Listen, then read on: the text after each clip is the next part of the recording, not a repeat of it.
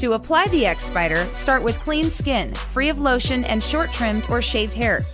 Never apply to irritated or broken skin. The X-Spider can be applied to a wide variety of places on the body. To start, tear all perforations before applying.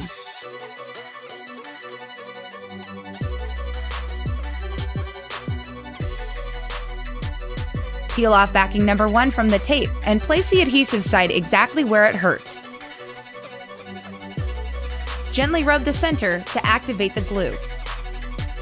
Next, apply the X-Spider tabs one at a time.